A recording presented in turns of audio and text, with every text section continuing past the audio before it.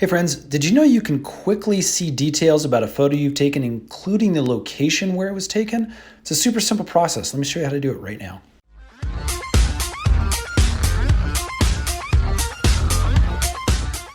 Okay, so we are going to open up our Photos app on our iPhone. And as you can see, I have a few photos here, including photos that I took on a mountain bike ride. Now, again, let's say I'm scrolling sometime in the future and I just want to take a peek at these and remember where they were taken. So what you can do is on the photo, you can actually press the photo and pull up. And as you can see, a whole bunch of extra information is now shown, including a map of where the photo was taken. So again, a pretty cool little option if you want to see the location. Hope that helps, friends. If it does, hit that thumbs up button. Let us know we're making helpful tutorial videos.